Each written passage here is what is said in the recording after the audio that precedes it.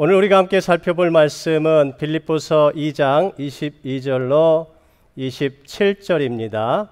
우리 다 함께 한 목소리로 읽도록 하겠습니다. 디모데 연단을 너희가 안하니 자식이 아버지에게 함같이 나와 함께 복음을 위하여 수고하였느니라. 그러므로 내가 내일이 어떻게 될지를 보아서 곧 이 사람을 보내기를 바라고 나도 속히 가게 될 것을 주 안에서 확신하노라.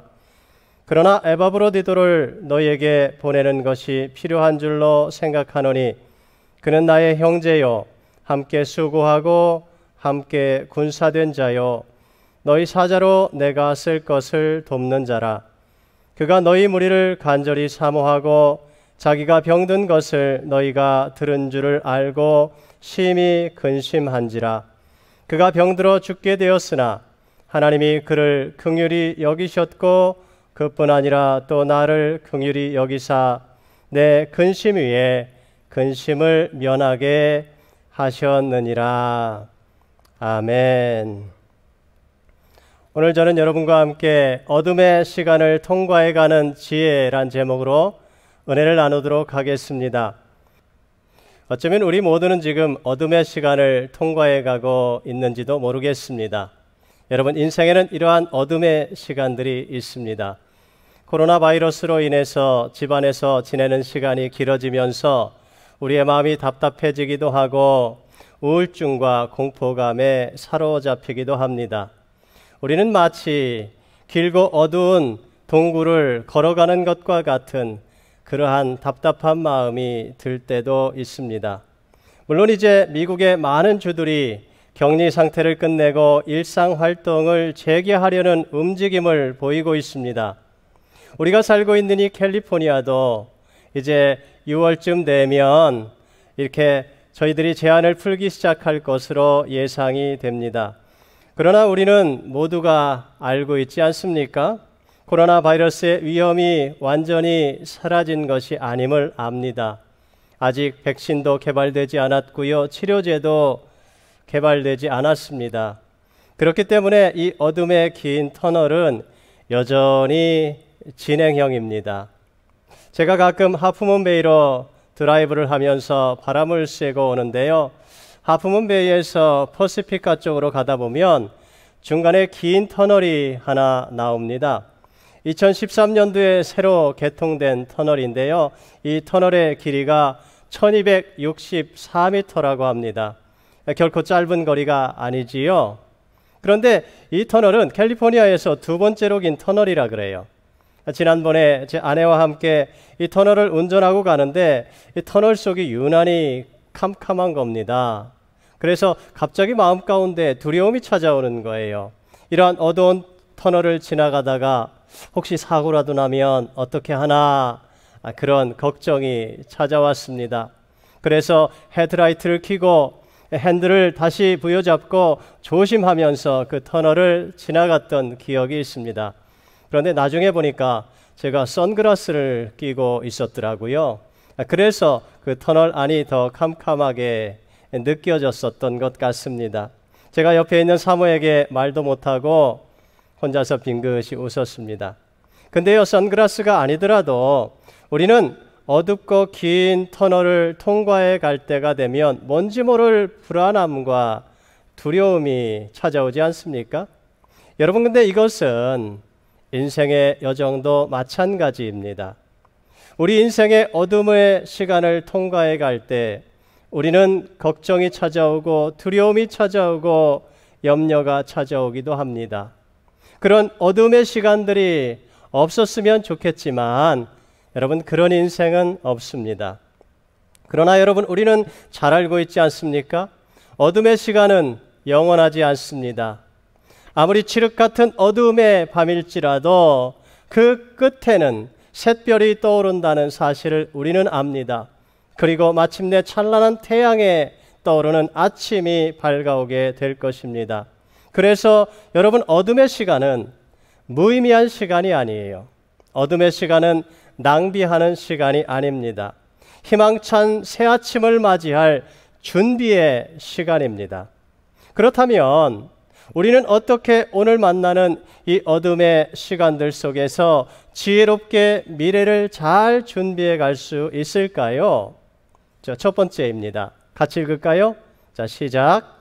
어둠의 시간을 성장과 발전을 위한 도약의 기회로 삼아야 합니다.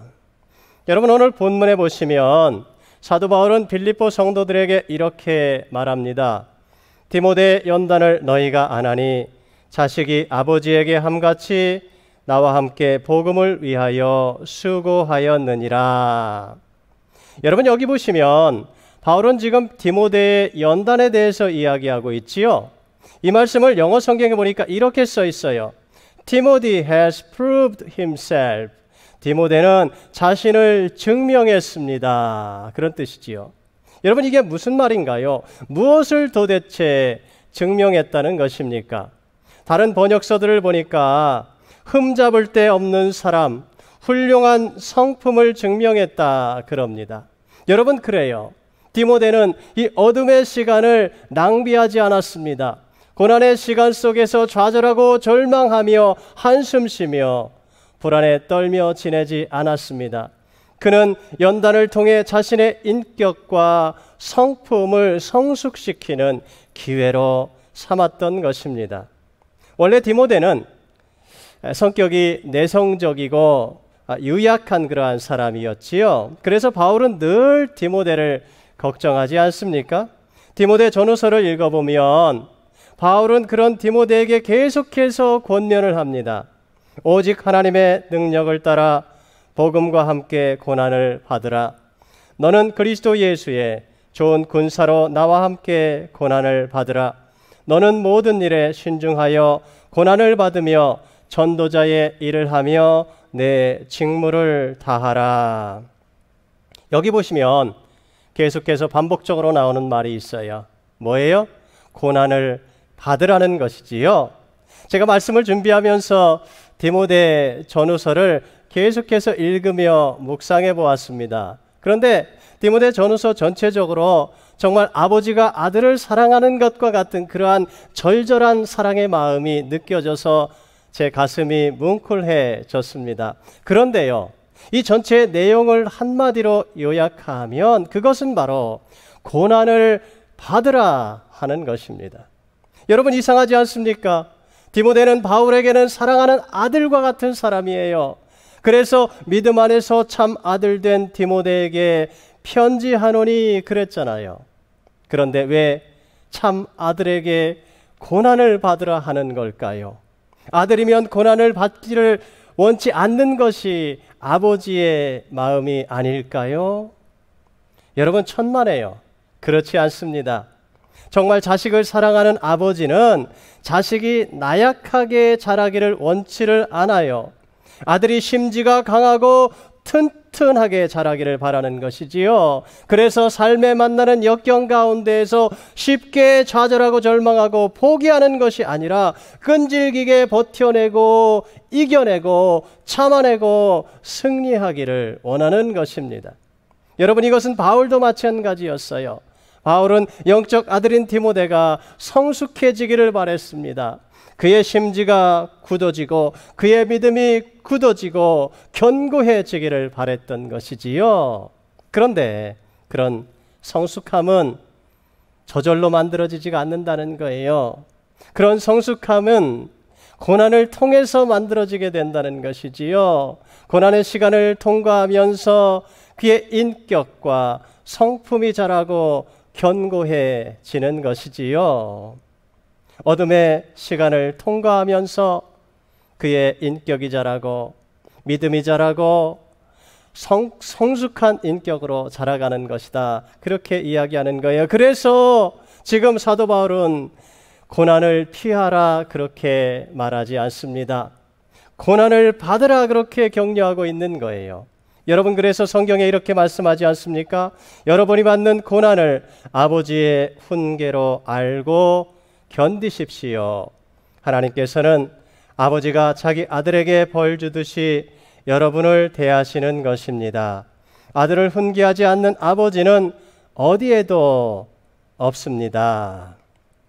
여러분, 오늘 삶에 고난이 있으십니까? 혹시 어둠의 긴 터널을 통과해가는 그러한 것 같은 느낌이 들지는 않으십니까? 하나님은 지금 우리의 믿음을 견고하게 만들고 계신 중입니다. 하나님은 지금 우리의 성품을 지금 성숙시켜주고 계신 것이지요. 하나님은 지금 우리의 마음을 굳건하게 만들어주고 계신 거예요. 하나님은요, 지금 우리의 마음에 교만을 꺾으시고 겸손과 온유의 마음을 넣어주고 계신 것입니다. 여러분, 왜 그렇게 하시는 걸까요? 그렇게 하지 않으면 우리에게 찾아오는 인생의 풍랑 가운데서 우리는 너무 쉽게 좌절하고 절망하고 포기하기 때문이지요. 여러분, 대나무를 보면 그렇게 두껍지도 않은데 부러지지 않고 높게 자라는 것을 볼 수가 있습니다. 도대체 어떻게 그렇게 높이까지 성장할 수 있는 걸까요? 그것은 대나무의 마디 때문이라고 합니다. 마디를 만들지 않으면 훨씬 쉽고 훨씬 높게 자랄 것 같지 않습니까? 여러분, 그러나 결코 그렇지 않습니다. 마디를 만드는 시련의 시간이 있어야 합니다. 마디를 만드는 멈춤의 시간이 있어야 합니다. 마디를 만드는 연단의 시간이 있어야 합니다. 그래야 부러지지 않고 더 크게 더 높게 자라갈 수 있는 것입니다. 여러분, 이것이 성장의 비결이에요. 모든 것이 다 마찬가지예요. 성장하기를 원한다면 연단의 시간이 반드시 필요합니다. 어둠의 시간은 반드시 필요한 거예요. 이것은 영적으로도 마찬가지이지요. 사랑하는 성도 여러분, 어둠의 시간에 꿈을 꾸십시오. 하나님 나라의 꿈을 꾸십시오. 믿음의 꿈을 꾸십시오. 그리고 미래를 준비하십시오. 그런 사람만이 찬란한 아침을 맞이하는 기쁨을 맛보게 되는 것입니다. 저는 요즘 매일 기도하면서 하나님께 지혜를 구하고 있습니다. 이 코로나 사태가 끝난 이후에 도대체 우리는 어떻게 대처를 해야 하는가? 그것에 대해서 생각하고 있어요.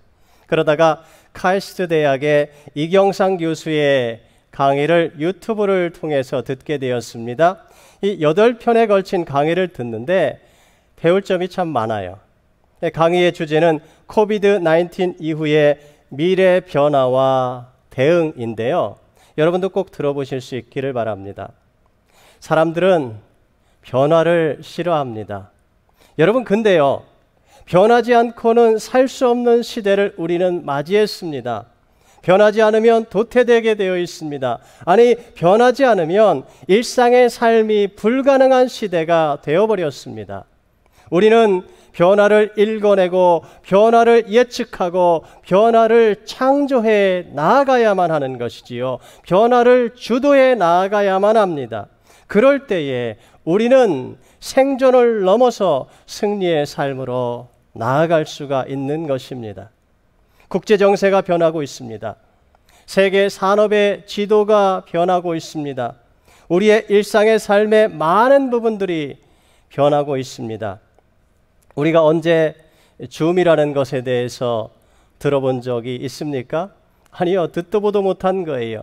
그런데 요즘에 우리는 모두 이 줌이라는 것을 사용하지 않습니까? 코로나 바이러스로 인하여서 이러한 것들이 우리의 삶에 성큼 다가왔습니다. 그래서 요즘에 목장 모임도 그렇고 리더 모임도 그렇고 줌으로 하게 되지 않습니까? 요즘에는 사람들이 마켓에 가서 장을 보는 것도 꺼려하는 그러한 시대가 되었어요. 그래서 온라인을 통해서 식료품을 오더해서 그렇게 먹는 사람들이 많아졌지 않습니까? 사람들은 인사를 나눌 때도 더 이상 악수를 하거나 이제 허그를 하지 않습니다. 간단하게 목례를 하든지 아니면 손을 흔들어서 인사를 하지요. 앞으로도 아마 그렇게 될 것입니다. 요즘은 가장 무서운 게 사람이라 그러지요. 저희들이 저녁 시간이 되면 이제 함께 저희 집 주변을 산책을 나가는데요. 그런데 가다가 갑자기 사람을 만나면 서로가 놀래요. 그래가지고 서로가 다른 방향으로 도망을 가게 됩니다. 요즘에 이러한 변화들 때문에 신조어들까지 생겨났지요.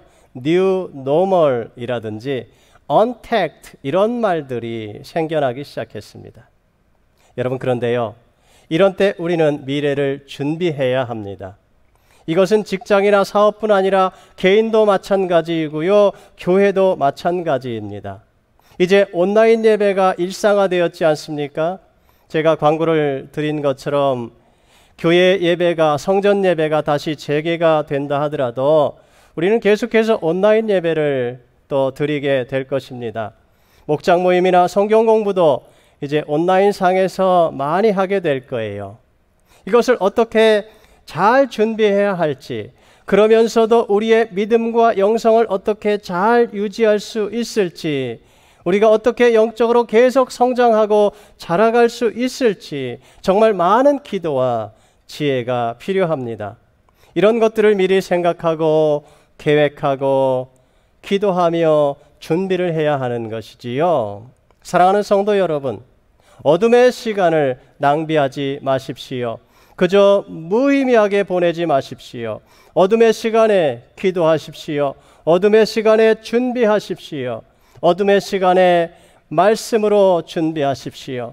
어둠의 시간에 꿈을 꾸십시오. 하나님 나라의 꿈을 꾸십시오. 어둠의 시간에 여러분의 성품과 인격을 연마하십시오. 그래서 밝은 아침의 시간이 찾아왔을 때 힘차게 성장하며 성공하는 삶을 살아가는 저와 여러분이 되실 수 있기를 바랍니다. 자, 두 번째예요.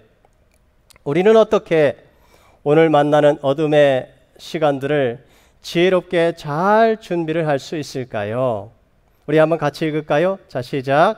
어둠의 시간을 축복을 위한 회복의 기회로 삼아야 합니다. 오늘 본문 27절에 보시면 이런 말씀이 나와요. 그가 병들어 죽게 되었으나 하나님이 그를 긍휼히 여기셨고 그뿐 아니라 또 나를 긍휼히 여기사 내 근심 위에 근심을 면하게 하셨느니라. 여러분, 여기 나오는 병들어 죽게 된 그는 누구입니까? 그는 바로 에바브로디도이지요. 에바브로디도는 빌립보 교회가 바울을 옥바라지 하도록 파송한 그러한 사람입니다. 에바브로디도는 이제 오늘 말씀 가운데 보면 나의 형제요, 함께 수고하고 함께 군세된 자요, 너희 사자로 내게 쓸 것을 돕는 자라, 그렇게 바울이 소개하고 있습니다. 그는 틀림없이 바울과 빌립보 교회에는 참으로 믿음직스러운 사람이었음에 틀림이 없습니다. 어떤 학자들은 그가 사도행전 16장에 나오는 빌립보 감옥의 간수였을 것이다, 그렇게 이야기합니다. 빌립보 감옥의 간수는 바울 일행을 통하여서 예수님을 구세주와 주님으로 영접하고 가족 모두가 예수님을 믿었고요, 침례를 받았지 않습니까? 그리고 그의 가정에서 교회가 시작되었습니다. 그는 빌립보 교회의 중요한 리더가 되었습니다. 그리고 빌립보 교회는 사도 바울이 로마의 감옥에 갇혔다는 소식을 들었을 때 헌금을 걷어서 보내기로 결정을 했지요. 그는 로마의 감옥 시스템을 잘 알고 있는 자신이 바울에게 가서 바울을 돕겠다고 자원을 했을 것입니다. 그런데 그가 먼 길을 여행한 탓인지 그만 로마에 도착한 지 얼마 되지 않아서 심한 열병에 걸려 죽을 지경이 된 겁니다. 그런데도 도리어 그는 바울을 걱정하고 바울을 돌보았던 것이지요. 여러분, 29절에 보시면 이런 말씀이 나와요. 같이 읽을까요? 자, 시작. 그가 그리스도의 일을 위하여 죽기에 이르러도 자기 목숨을 돌보지 아니한 것은 나를 섬기는 너희의 일에 부족함을 채우려 함이라. 여기 보시면 에바브로디도의 성품을 잘 알 수 있습니다. 그는 이기적인 사람이 아니라 그는 이타적인 사람이었습니다. 그는 충성스러운 사람이었습니다. 자신에게 맡겨진 일을 끝까지 최선을 다해서 완수하는 그러한 사람이었습니다. 그런데 참으로 감사한 것은 하나님께서 그를 불쌍히 여겨주셨어요. 그래서 그를 병에서 고쳐주시고 치료해주시고 회복시켜 주셨습니다. 할렐루야. 여러분, 이런 믿음의 형제들은 얼마나 존귀한 자들인지요. 바울은 말합니다. 이러므로 너희가 주 안에서 모든 기쁨으로 그를 영접하고 또 이와 같은 자들을 존귀히 여기라. 주님은 에바브로디도를 통해서 크게 영광을 받으셨습니다. 그의 마음과 충성과 섬김과 봉사를 통해서 바울은 격려를 받았습니다. 그의 헌신을 통하여서 빌립보 교회 성도들은 큰 기쁨을 얻었습니다. 그뿐인가요? 오늘 말씀을 읽는 저희에게도 에바브로디도는 얼마나 큰 축복의 사람인지요. 여러분, 그래요. 에바브로디도에게 있어서 병들어 죽게 된 이 시간들은 어둠의 시간이었습니다. 고통의 시간이었습니다. 그러나 여러분, 하나님은 그 어둠의 시간, 고통의 시간을 축복의 시간으로, 영광스러운 시간으로 하나님이 바꾸어 주셨습니다. 그래서 어둠의 시간을 도리어 축복의 기회로 하나님은 사용하셨습니다. 여러분, 그래요. 우리의 어둠의 시간 속에서 하나님은 일하십니다. 우리의 어둠의 시간 속에서도 하나님은 지금도 역사하고 계십니다. 우리의 어둠의 시간 속에서도 하나님은 치유하고 계시고 회복해 주고 계신 것입니다. 그래서 결국은 우리로 큰 기쁨과 축복을 누리게 하시는 하나님이십니다. 요셉의 삶 속에서도 하나님은 그렇게 일하셨지 않습니까? 요셉은 아버지의 사랑을 많이 받으며 자란 그러한 아들이에요. 그는 다른 형제들보다도 훨씬 더 좋은 채색 옷을 입으며 자랐지요. 아버지 야곱이 사랑하는 아들 요셉을 위해서 말이지요. 한마디로 명품 옷을 사서, 좋은 옷을 사서 입히면서 곱게 그렇게 키웠던 것입니다. 요셉은 그래서 형들의 질투를 받았고요. 형들의 미움을 받았어요.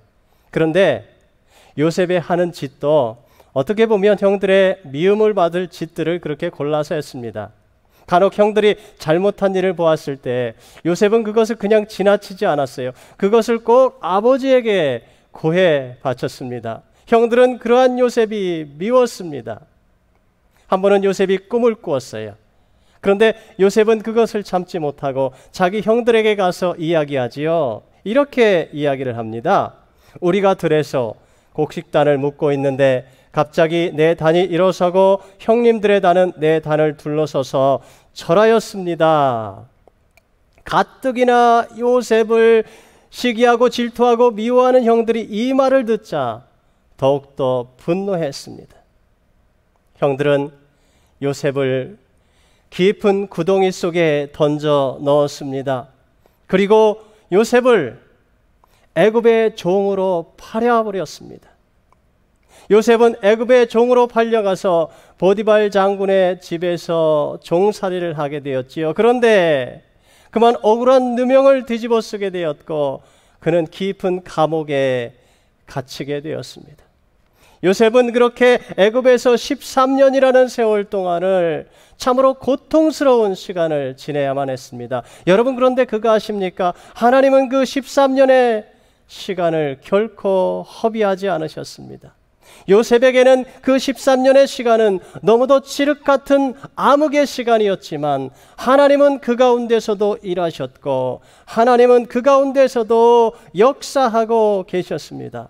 하나님은 그 어둠의 시간 동안 요셉의 성품을 다듬어 주셨습니다. 그의 교만한 마음을 꺾어 주셨습니다. 그리고 그에게 겸손한 마음을 넣어 주셨고요. 요셉의 마음 가운데 있는 분노를 제거해 주셨고요. 형들까지도 용서할 수 있는 그러한 넓고 겸손한 마음을 허락해 주셨고요. 하나님만을 온전히 의지하는 믿음을 주셨습니다.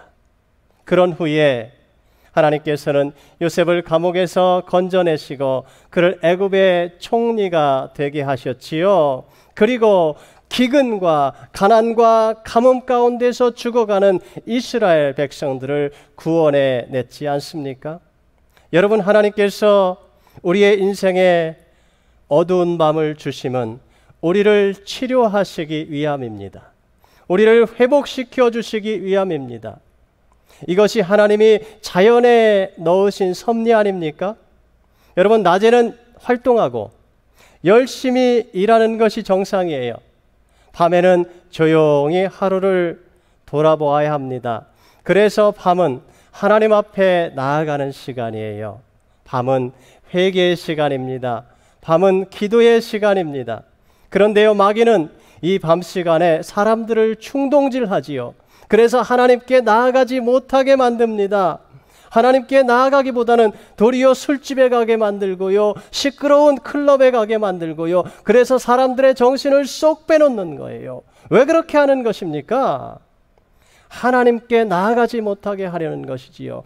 회개하지 못하게 하려는 것이지요. 생각하지 못하게 하려는 것이지요. 세상에 취하고 세상의 쾌락에 취해서 하나님 앞에 나아가지 못하게 하려는 마귀의 계략인 것이지요. 하나님의 치유와 회복을 경험하지 못하고 하나님의 축복을 경험하지 못하게 하려는 것입니다.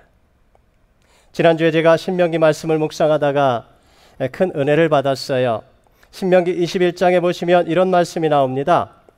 사람이 만일 죽을 죄를 범함으로 내가 그를 죽여 나무 위에 달거든 그 시체를 나무 위에 밤새도록 두지 말고 그날에 장사하여 내 하나님 여호와께서 내게 기업으로 주시는 땅을 더럽히지 말라. 사람을 나무에 죽이는 것은 가장 심한 그러한 사형의 방법입니다. 얼마나 그의 죄가 크면, 얼마나 사람들의 마음에 분노가 쌓였으면 그러한 극심한 사형 형틀을 사용하여 사람을 죽게 하겠습니까?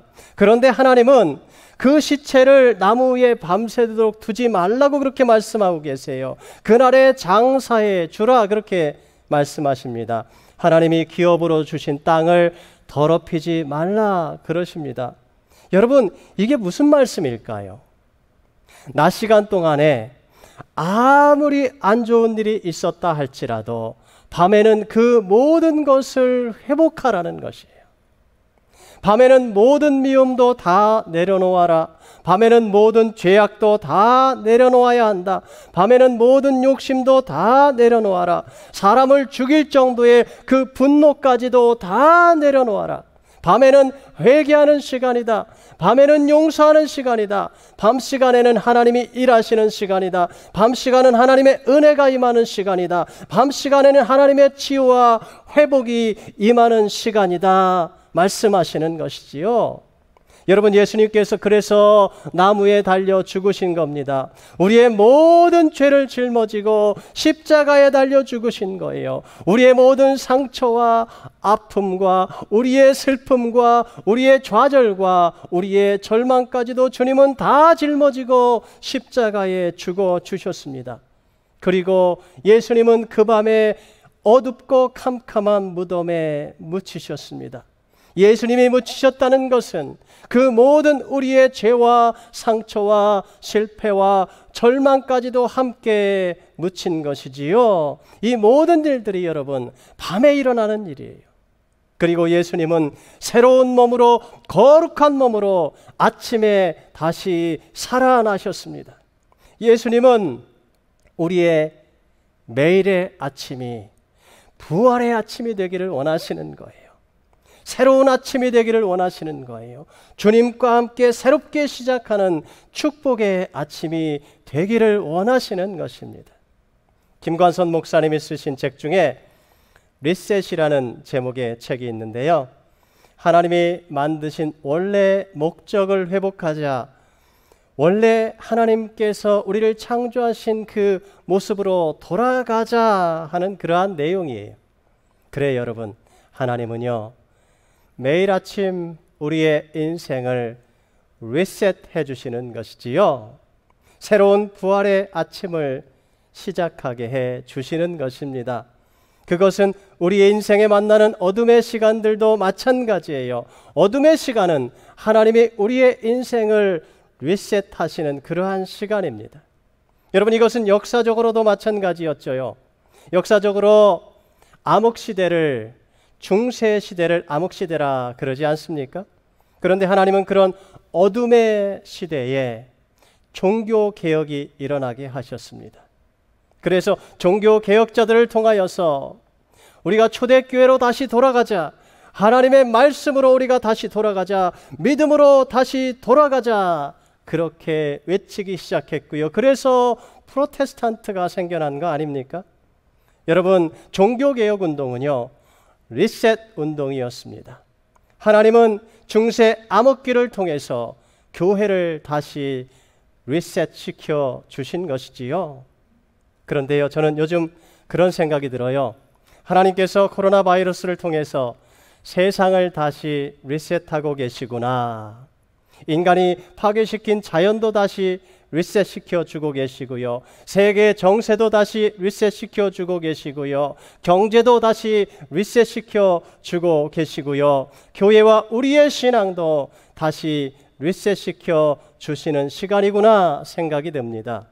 하나님이 리셋하시는 이유는 우리를 회복시키시기 위함이지요. 하나님이 리셋하시는 이유는 우리를 다시 축복하시기 위함입니다. 그래요, 여러분. 지금 우리가 당하는 어려움의 시간을 축복을 향한 기회로 삼으시기 바랍니다. 하나님 앞에서 우리를 다시 리셋하는 시간이 되실 수 있기를 바랍니다. 그래서 부활의 찬란한 영광과 축복을 맛보고 누리며 살아가는 복된 성도님들이 다 되실 수 있기를 간절히 축원드립니다. 기도하시겠습니다. 사랑과 긍휼이 풍성하신 하나님, 우리는 지금 이 어둠의 시간을 통과해 가고 있습니다. 그러나 이 시간 속에서도 하나님은 신실하게 일하고 계심을 믿습니다. 인류의 역사와 우리의 삶을 다스리고 주관하고 계심을 믿습니다. 하나님, 저희들이 오늘 말씀 안에서 어둠 속을 통과해가는 지혜를 살펴보았습니다. 주님, 저희들이 어둠의 시간을 그저 낭비하지 않게 해 주시옵소서. 지루하게 흘려보내지 않게 해 주시옵소서.